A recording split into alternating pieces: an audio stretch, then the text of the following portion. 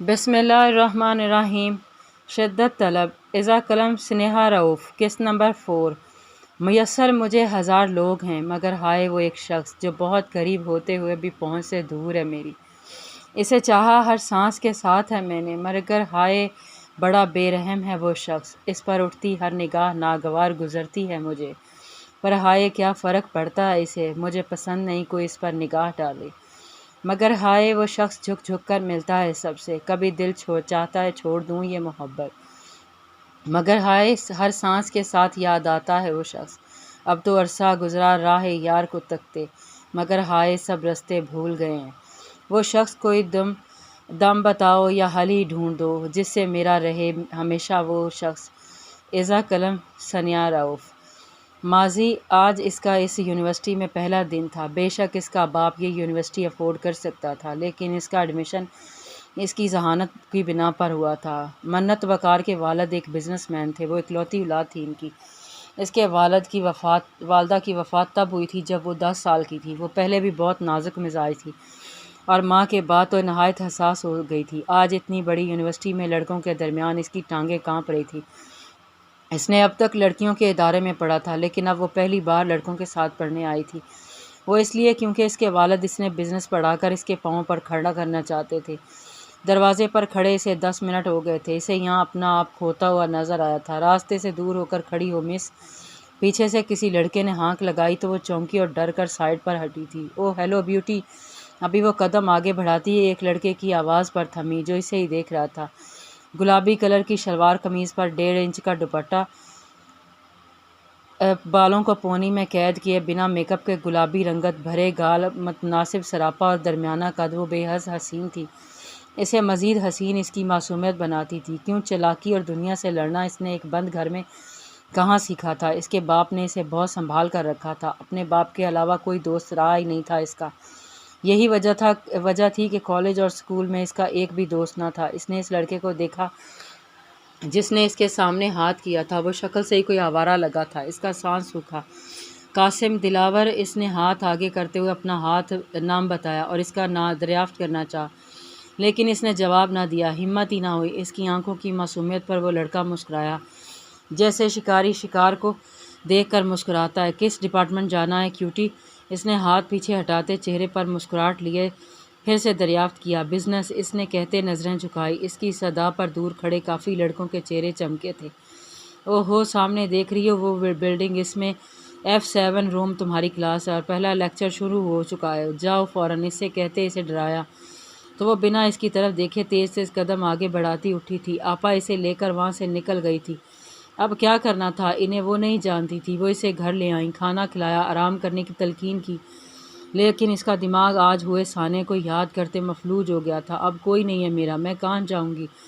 اس نے سوچتے ہوئے آنکھیں بند کی۔ یہ اس کی اصل زندگی تھی، کوئی کہانی یا افسانہ نہیں تھا۔ جہاں وہ آدھی رات کو نکلتی بھی تو وہ محفوظ رہتی۔ اس دنیا میں رات کی سیاہی میں کوئی بھی محفوظ نہیں۔ جن کے سر پر چھت نہ ہو، اس ڈھکے ہوں کو بھی دنیا چھپر پھاڑ دیتی ہے۔ وہ حقیقت پسند بن رہی تھی۔ آپا اس کی ماں کی بچپن کی سہیلی تھی، لیکن وہ جانتی تھی اسے یہاں سے بھی جانا ہے۔ ساری رات اس کی آنکھوں میں کٹ گئی تھی۔ کب آنکھ لگی اسے اندازہ نہ ہوا۔ آنکھ شور کی آواز سے کھلی۔ جب اندازہ ہوا کہ باہر کوئی بحث چل رہی ہے، وہ اس بحث کا موضوع اس کی ذات تھی۔ اسے اندازہ ہوا پولیس ایک بار پھر اس کے دروازے پر ہے، تو کیا آگے کی ساری زندگی اس کال کوٹری میں گزارنی تھی؟ اسے اپنی آنکھوں کے سامنے اندھیرا ہوتا نظر آیا۔ بحث اب بڑھتی جا رہی تھی۔ اسے آپا کی آوازوں کے ساتھ اب اس عورت کی آواز بھی سنائی دے رہی تھی۔ اسے باتوں سے اندازہ ہوا، نکالو اس لڑکی کو باہر۔ میں کل بھی بتا چکی ہوں وہ بے گناہ ہے۔ کل وہ اس وقت میرے ساتھ تھی اور میرے گھر۔ آپا نے جواب دیا، ہمیں جانچ پڑتال تو کرنی ہے نا میڈم، مہربانی کر کے تعاون کریں۔ انسپکٹر بولا، جوان جہان بچی ہے، تھانے میں کہاں رلے گی؟ اس کی عزت کی پرواہ اسے ایسی حرکت کرنے سے پہلے سوچنی چاہیے تھی۔ لیڈی کانسٹیبل نے جواب دیا، اس کی انجانے کیا ہی دشمنی تھی، یا شاید اس کی ماں نے پیسہ دیا تھا جو اس کی زبان اتنی چل رہی تھی۔ دیکھو بی بی، وارنٹ ساتھ لائی ہیں، لڑکی نکالو فوراً، وقت ضائع مت کرو ہمارا۔ وہ سب سنتی کمرے کے کونے میں صوفے کے پیچھے دبک کر بیٹھ گئی، جیسے یہاں کوئی اسے ڈھونڈ نہیں پائے گا۔ اس نے حقیقت سے آنکھیں میچ لیں۔ اگلے لمحے اس کا دروازہ زور زور سے کھٹکھٹایا جا رہا تھا۔ اس کے دل کی دھڑکن کی رفتار بھی تیز پڑنے لگی۔ آنسو لگاتار گر رہے تھے، لب ذکر الہی میں مصروف تھے۔ وہ دریز سے ملنے آیا تھا۔ 2 سال پہلے ان کی ملاقات اسکول میں ہوئی تھی، اس کے بعد یہ ملاقات دوستی میں بدل گئی۔ وہ اکثر اب اس کے گھر چلا آتا تھا۔ تکلف کی دیوار اب گر چکی تھی۔ وہ اب بھی بیٹھک میں ہمیشہ کی طرح بیٹھے تھے کہ یکدم بتی کا فیوز اڑنے کی وجہ سے بتی گل ہو گئی۔ باہر لان میں بیٹھتے ہیں، درید نے کہا تو اس نے سر ہلایا اور پیچھے والے لان کی طرف وہ دونوں آ گئے۔ اگلے والے لان میں مالی بابا کام کر رہے تھے۔ ابھی وہ بیٹھے باتیں کر رہے تھے، چھوٹی سی بچی پھولے گالوں کے ساتھ بھاگتی ہوئی آئی۔ بھائیو بھائیو، بچی نے درید کی آ کر قمیض کی آستین کھینچی۔ جی میری جان، کیا ہوا؟ اس نے اپنی بہن کے پھولے گالوں پر لگی چاکلیٹ صاف کرتے کہا۔ بھائیو، میرے ساتھ والا زکی نہیں آج پھر مجھے مارا، اس نے شکایت لگاتے آنکھیں فوراً نم کی۔ کیوں مارا اس نے آپ کو؟ درید کے ساتھ اب بھی وہ اس بچی کی طرف متوجہ تھا۔ کیونکہ بھائیو، میں نے کہا تھا جس کے ٹیسٹ میں نمبر زیادہ آئیں گے وہ دوسرے والے کو مکہ مارے گا، تو اس کا ایک نمبر زیادہ تھا۔ لیکن بھائیو، اس نے تو نقل کی تھی، تو آپ نے ایسی شرط کیوں رکھی تھی؟ درید نے اپنے کندھے پر پڑی شال کا ایک کونا موڑتے ہوئے اس کے چہرے پر آیا پسینہ صاف کیا۔ باسط مسکرایا۔ اسے کتنی محبت تھی اپنی بہن سے، اسے بھی کوئی یاد آیا۔ مسکراہٹ کے ساتھ اس کے چہرے پر مایوسی چھا گئی تھی۔ پر بھائیو، گرلز کو تو نہیں مارتے نا؟ اس نے اپنی طرف سے بہت پتے کی بات کی تھی۔ ہاں بالکل، لیکن آپ آئندہ سے ایسی باتیں نہیں کریں گی، اور زکی کو میں ڈانٹوں گا۔ اس نے کیوں میری روبی کو مارا؟ پکا نا بھائیو؟ وہ آنکھیں چھوٹی کرتی اس سے استفادہ کرنے لگی۔ آیا وہ اس کو صرف دلاسا تو نہیں دے رہا؟ پکا میری ماں، چلو اب جا کر کپڑے بدلو، دیکھو مٹی لگی ہے ساری۔ درید نے اس کے بال ماتھے سے ہٹاتے اسے جانے کا کہا۔ اوکے بھائیو، وہ کہتی ہوئی بھاگ گئی۔ باسط نے مسکرا کر اسے دیکھا۔ لگتا ہے بڑی محبت ہے تجھے اپنی چھوٹی بہن سے۔ ہاں بہت زیادہ، وہ میری بیٹی جیسی لگتی ہے مجھے، اس نے جذبائے کے عالم میں کہا تھا۔ اس لڑکے کی بتائی کلاس کے سامنے رک کر اس نے ہوا میں لہراتا آنچل سنبھالا اور دروازے پر کھڑی ہو گئی۔ میں کم ان سر؟ اس کی دھیمی آواز پر سب متوجہ ہوئے۔ تمام لڑکوں نے اسے اوپر سے لے کر نیچے تک دیکھا تھا، لیکن کوئی تھا جس کی نظر کتاب پر تھی۔ پروفیسر نے اس معصوم چہرے کو اندر آنے کی اجازت دی تو وہ قدم اٹھاتی اندر آئی، ارد گرد نظر اٹھائی۔ ہال کھچا کھچ لڑکا اور لڑکیوں سے بھرا ہوا تھا۔ اس کی پلکیں لرزیں۔ جی بیٹا، کوئی پریشانی ہے؟ وہ جو بیٹھنے کے لیے جگہ دیکھ رہی تھی پروفیسر کی طرف متوجہ ہوئی۔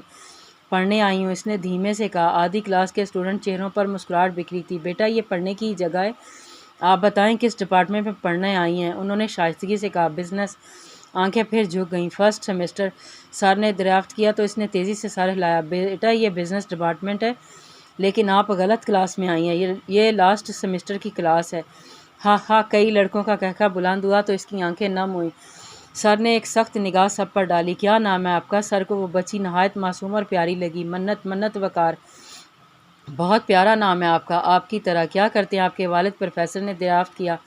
کیونکہ اس یونیورسٹی میں آدھے لوگ سفارشات پر آتے تھے، کیونکہ اس کا تعلق اونچے خاندان سے ہوتا تھا۔ بزنس مین ہے، وقار حسین۔ اس نے نظریں اٹھاتے ہوئے کہا۔ اب کی بار آخری بینچ پر بیٹھے اس شخص کے کانوں نے بھی یہ نام سنا تھا۔ اس نے جھٹ سے سر اٹھا کر سامنے موجود ہستی کو دیکھنا چاہا جس کا رخ سر کی طرف تھا۔ پر میں یہاں اپنی قابلیت پر آئی ہوں، اس نے سر کی غلط فہمی کو دور کرتے کہا۔ نہ جانے کیوں، لیکن وہ نہیں چاہتی تھی سب یہ سمجھیں کہ وہ یہاں اپنے بابا کے دم پر آئی ہے۔ یہ بات بھی اس کے بابا نے اسے سکھائی تھی کہ وہ زندگی میں اپنے بلبوتے پر اپنے دم پر آگے بڑھے گی۔ دیٹس گریٹ سر۔ ایک بار پھر اس کی معصومیت پر مسکرائے اور پھر اسے اپنے ساتھ آنے کا کہتے باہر نکلے۔ وہ سامنے والی کلاس آپ کی ہے، کچھ دیر میں ملاقات ہوگی بیٹا، کیونکہ آپ کا دوسرا لیکچر میرے ساتھ ہے، انہوں نے کہتے اس کے سر پر ہاتھ رکھا۔ اسے اس دور میں اتنی معصومیت کہاں دیکھنے کو ملتی تھی۔ یا رب مدد، اس کے منہ سے آخری الفاظ نکلے۔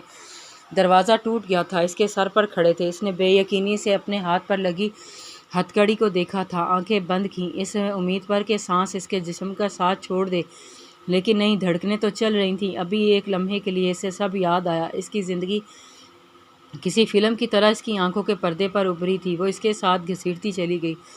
رباشا اپنے نام کی پکار سن کر اس سے آنکھیں کھولی۔ ہاں، اس کی دھڑکنوں کی رفتار تیز تھی لیکن ساکن نہ ہوئی تھی۔ ہاں، کچھ بھی نہیں بدلا تھا۔ زندگی تب بھی مشکل تھی لیکن اب جہنم بننے والی تھی۔ ایسا جو درید یزدانی آپا نے اس کے کان کے پاس بولا تو اس نے انہیں آنکھیں اٹھا کر دیکھا۔ تمہارا آخری سہارا ہے درید یزدانی، اس سے مدد مانگنا۔ جس تھانے تمہیں لے جایا جا رہا ہے وہاں کا SHO ہے، میں فون کر دوں گی اسے، میرا بھانجا ہے، وہ سب سنبھال لے گا۔ آخر میں وہ ہلکا سا مسکرائی۔ یہ مسکراہٹ اس نے حیرانگی سے دیکھی۔ اس مسکراہٹ میں یقین تھا کہ وہ جیسا کہہ رہی ہیں ویسا ہی ہوگا۔ اس کے دل کی دھڑکن اپنے معمول پر آئیں جیسے جلتے کوئلے پر کسی نے پانی پھینکا ہو۔ اس کے بعد اس نے زمین سے نظریں نہ اٹھائی تھیں۔ وہ جانتی تھی محلے کا ہر فرد اس کو دیکھ رہا ہوگا۔ وہ لوگ جنہوں نے اسے کبھی بے حجابی میں نہ دیکھا تھا آج اسے ننگے سر لیے بکھرے حلیے میں دیکھ رہے تھے۔ کچھ کی آنکھ میں تمسخر اور کچھ کی آنکھوں میں ہمدردی تھی، کچھ کے لبوں پر اس کے لیے دعا۔ اس نے وہاں جا کر بھی اوپر نہیں دیکھا تھا۔ اس تلخ حقیقت کو پینا بہت مشکل تھا۔ وہ ایک مجرم کی حیثیت سے تھانے لائی گئی تھی، اسے لاک اپ میں بند کر دیا گیا تھا۔ وہ ایک کونے میں دبک کر بیٹھ گئی تھی اور آنکھیں بند کر لی تھیں۔ آنکھوں نے بند ہوتے ہی اس کی روح کو سکون پہنچایا تھا، جیسے کسی سفر سے تھک کر آئی ہو۔ مدد یا رب، اس کے دل سے پکار اٹھی تھی۔ رات کے 8 بجے اسے اپنے نام کی پکار سنائی دی۔ اس کا دل ایک بار پھر سے دھڑکا۔ اس کی قسمت کا فیصلہ ہونے والا تھا۔ کیا نام ہے اس کا؟ اس مرد کی آواز گونجی۔ بادشاہ حق، اوکے، میرے کیبن میں بھیجو اسے۔ اس آخری آواز اس نے سنی اور پھر اسے اس شخص کے کیبن میں پہنچا دیا گیا۔ باسط اور درید کی دوستی دن بدن گہری ہوتی چلی گئی۔ ایک دوسرے کے گھر آنا اب عام سی بات تھی، لیکن باسط کی طبیعت کافی ریزرو سی تھی۔ وہ زیادہ لوگوں کے ہجوم میں اور ان میں اٹھنا بیٹھنا پسند نہیں کرتا تھا۔ یہی وجہ تھی کہ اس کے دوست بے حد کم تھے۔ ابھی وہ ان کے گھر داخل ہوا کہ ملازم نے اسے بتایا کہ درید اپنے کمرے میں ہے۔ باسط نے درید کو بلوانے کا کہا، کیونکہ درید نے ہی اسے بلایا تھا آج ساتھ پڑھنے کے لیے۔ ان کے 10ویں جماعت کے امتحانات نزدیک تھے۔ درید نے اسے کمرے میں ہی بلوا لیا۔ وہ جو اس کے کمرے کی طرف جا رہا تھا، پچھلے لان میں سے رونے کی آواز سنتا ٹھٹرا۔ کون رو رہا ہے؟ آواز سے کوئی بچہ معلوم ہوا تھا۔ اسے جانا نہیں چاہتا تھا، لیکن انسانیت آڑے آ گئی تھی۔ درید کی بہن وہاں سیڑھیوں میں بیٹھی اپنی آنکھیں رگڑتی آنسو صاف کر رہی تھی۔ کیا ہوا لٹل برڈ؟ کب؟ اس نے اس کے پھولے گالوں کو دیکھتے اسے نیا لقب دیا تھا۔ رابی نے پیچھے مڑ کر دیکھا اور واپس چہرہ جھکا لیا۔ باسط کو حیرانگی ہوئی اس کے اس طرح منہ موڑنے سے، لیکن شاید وہ اسے جانتی نہ تھی۔ وہ کچھ قدم دور وہیں اس کے پاس بیٹھا، وہ چھوٹی سی بچی، پیلے فراک پہنے، بھورے بالوں کو آگے سے کلپ کی لگائے، پھولے گال لیے، کیوٹ سی بے حد۔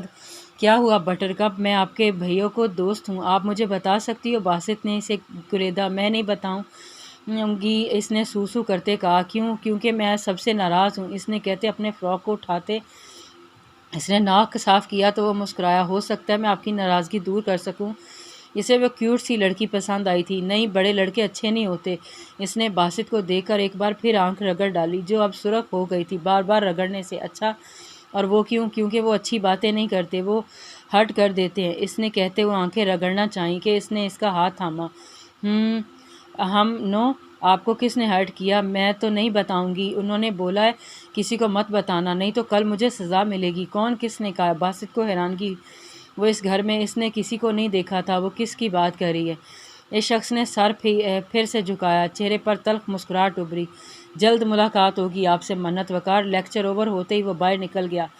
اس کا رخ سامنے والی کلاس کی طرف تھا۔ وقار حسین کو کون نہیں جانتا تھا؟ وہ خود ایک بزنس مین کا بیٹا تھا، سوتیلا ہی صحیح لیکن تھا تو۔ اس کا باپ اس دنوں وقار حسین سے ہی تو جلن کا شکار تھا، کیونکہ اس وقت کی تمام بڑی ڈیلز وقار حسین کے ہاتھ میں تھیں۔ اسے پتہ تھا اسے آگے کیا کرنا ہے۔ مخصوص کلاس میں داخل ہوتے اس نے یہاں وہاں نظریں گھمائیں۔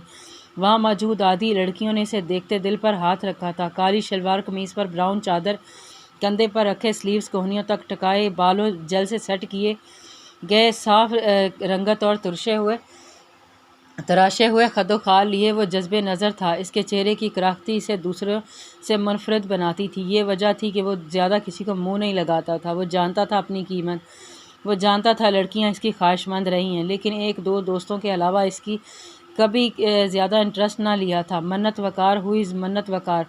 اس نے بلند آواز میں کہا تو وہ جو پچھلے بینچ پر دبکی بیٹھی تھی فوراً سے پہلے سر اٹھایا۔ سامنے موجود شخص کی رعبدار شخصیت کو دیکھتے اس کے ہاتھ پر پسینہ ابھرا تھا۔ جی جی، اس نے ہمت کرتے اٹھتے کہا کہ وہ نہیں جانتی تھی کہ سامنے والا کوئی پروفیسر نہیں بلکہ یہیں کا اسٹوڈنٹ ہے۔ آپ کو پرنسپل آفس میں بلایا گیا ہے۔ گو ناؤ، اس نے سیریس سے انداز میں کہا اور باہر نکل گیا۔ منت نے ڈرتے اپنی چیزیں اٹھائیں اور باہر نکل گئی۔ اب اسے پرنسپل آفس کا راستہ نہیں معلوم تھا۔ وہ خاموشی سے سیڑھیاں اترتی نیچے فلور پر آئی۔ اسے شدید گھبراہٹ کا سامنا تھا۔ وہ اسے دور سے دیکھتا پراسرار سا مسکرایا۔ اس نے رکتے یہاں وہاں دیکھا اور پھر ہمت کرتے پاس سے گزرتی لڑکی کو بلانا چاہا، جس نے ایک نظر اس پر ڈال کر اس کی بات سننا مناسب نہیں سمجھا تھا۔ اس نے کچھ دور کھڑے قاسم دلاور کو دیکھا، جس نے اسے اس کی کلاس کا بتایا تھا۔ شاید اسے کوئی غلط فہمی ہوئی تھی۔ کہ اس نے اسے غلط کلاس بتائی تھی، لیکن ساتھ ہی اس کی کلاس تھی، اسے زیادہ مشکل نہ ہوئی، اس لیے وہ قاسم دلاور سے دوبارہ مدد لینے کی غرض سے آگے بڑھی۔ سنیں، اس نے دھیمی آواز میں کہا۔ وہ فوراً اس کی طرف متوجہ ہوا۔ وہ جو تب سے اسے خوار ہوتا دیکھ کر مسکرا رہا تھا، اس کی مسکراہٹ سمٹی، وہ سیدھا ہوا۔ پرنسپل آفس کہاں ہے؟ اس نے آنکھیں جھکاتے قاسم دلاور سے دریافت کیا۔ قاسم کا چہرہ پل میں روشن ہوا۔ اس نے اوپر سے لے کر نیچے تک اس کا ایک بار پھر جائزہ لیا۔ یہ نظر دور کھڑا وہ بخوبی سمجھتا تھا کہ کیسی نظر تھی۔ اس نے سر جھٹکا اس کی بلا سے۔ آؤ میں لے چلتا ہوں، اس نے کہا۔ منت سے سر ہاں میں ہلاتی اس پر تشکر بھری نظر ڈالی اور آگے بڑھی۔ قاسم دلاور نے پیچھے چہرہ کرتے کچھ دور کھڑے اپنے دوستوں کو دیکھتے خباثت سے آنکھ دبائی۔ اب وہ اسے لیے بیسمنٹ والی طرف آیا۔ وہاں آتے ہی منت کا دل کچھ غلط ہونے کے احساس سے دھڑکا تھا۔ جاری ہے۔